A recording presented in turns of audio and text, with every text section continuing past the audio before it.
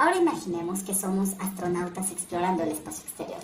La ciencia empírica nos permite observar y medir el universo, pero la metafilosofía trascendental va más allá. Es como preguntarnos qué hace posible que podamos explorar el espacio en primer lugar. Se enfoca en las condiciones que hacen posible nuestra experiencia y conocimiento del mundo. En este sentido se pretende que la filosofía sea una ciencia primero, sea la ciencia, algo que va a fundamentar, algo que va a dar pautas de todo nuestro conocimiento. Este tipo de enfoque halló sus raíces originarias en la filosofía de Kant, pero encontró su formulación más contemporánea en Husserl. Sin embargo, no muchos practicantes de la filosofía se sienten cómodos con este enfoque, por lo que buscan acercarla más a la ciencia empírica, ya que no pretenden que la filosofía sea una parte, o sea, que esté apartada de la ciencia empírica, sino que esté junta. Entonces vamos a ello. Este enfoque pretende poner a la filosofía no como el subsuelo de la ciencia, sino que sea absorbida por la ciencia misma. Entonces, aunque la ciencia es increíblemente exitosa, ¿significa eso que la filosofía debe ser absorbida por ella? Muchos filósofos dirían que no. Además, ¿qué querría decir que la ciencia absorbería a la filosofía? Bien, este enfoque nos respondería que no debe existir una filosofía que fundamente a la ciencia, ¿de acuerdo? Como veíamos en el enfoque trascendental, sino que la ciencia misma realice ese quehacer filosófico. Entonces la filosofía es solo la parte más abstracta y general de la ciencia. Pongamos un caso con la física. La física no nada más es un cálculo ciego, no nada más es hacer predicciones arriesgadas, es también hacer preguntas por sus fundamentos, qué es la materia, qué es el espacio, qué es el tiempo, qué es el espacio-tiempo, ¿de acuerdo? La física misma se hace ese tipo de preguntas fundamentales, ¿de acuerdo? Entonces no hay una filosofía aparte que realice ese trabajo por ella, ¿de acuerdo? Eso es lo que quiere decir este continuo entre filosofía y ciencia. Sin embargo, hay un par de cosas a considerar, pues este enfoque puede considerarse demasiado revisionista. Este enfoque, por lo general asociado a Quine, seguramente excluye demasiado. Consideremos que la mayor parte de la historia de la filosofía desde Platón hasta la actualidad no se parece en nada a la ciencia natural. Uno podría responder que estos filósofos simplemente estaban equivocados acerca de lo que es la filosofía. Pero esta respuesta tiene un precio muy alto. ¿Realmente queremos decir que la mayoría de filósofos del pasado y del presente se han equivocado por completo sobre su propia materia?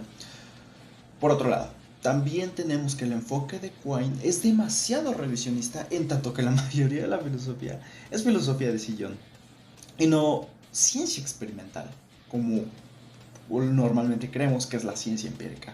Bueno, también tenemos una segunda objeción. Si se adopta la visión de Quine, surge una perplejidad. ¿Por qué la filosofía no ha progresado al mismo ritmo en que lo ha hecho la ciencia natural?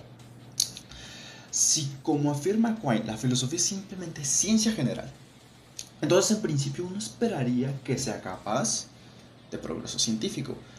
Para Quine, el fracaso de la filosofía para lograr un progreso comparable al de la ciencia natural se debe a su carácter general. Es decir, dado que la filosofía estudia la totalidad del mundo natural, como nos diría Quine, no puede haber un patrón fijo o un conjunto de verdades establecidas que guíen la investigación filosófica. ¿De acuerdo? Otros filósofos reacios a la aceptación de este enfoque dirían que la filosofía aborda preguntas fundamentales sobre el valor, la belleza, el sentido de la vida que la ciencia no puede responder. ¿De acuerdo? Entonces dicen, no, este no es el enfoque que debe tomar la filosofía. La filosofía no puede ser ciencia. La filosofía tiene su propio enfoque. Pero habría que preguntarse cuál es. O sea, cuando dicen la filosofía es esta cosa aparte que tiene su propio enfoque, pues habría que preguntarse cuál es ese enfoque. Y dicen, la filosofía reflexiona sobre los conceptos y la experiencia humana de una manera única. ¿Cuál sería? ¿De acuerdo? Entonces, podríamos ser capaces de decir la filosofía va a fundamentar la ciencia, o la filosofía va a ser absorbida por la ciencia, o bien no hay una alternativa más. Pues sí, podríamos considerar algún otro enfoque. Imaginemos que la filosofía Es un árbol majestuoso, ¿no? Enorme. Sus ramas se extienden y dan origen a nuevas disciplinas como la física, la psicología, la lingüística. De hecho, así lo imaginó Descartes cuando hacía sus principios de metafísica.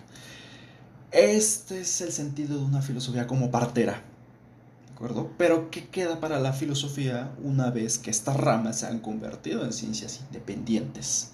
O sea, una vez que la psicología dejó de ser parte de la filosofía y se volvió ciencia aparte.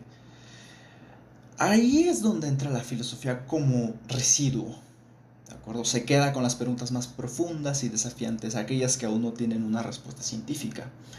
Entonces dirían muchos filósofos que ese es el trabajo de la filosofía, dedicarse a aquellas preguntas que la ciencia no puede responder.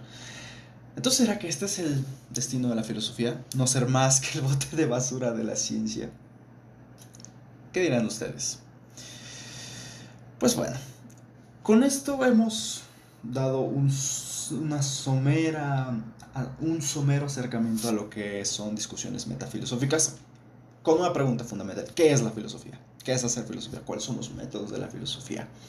¿De acuerdo? Entonces, para hacer su primer semestre deben darse cuenta que la filosofía es un viaje continuo de preguntas y reflexiones.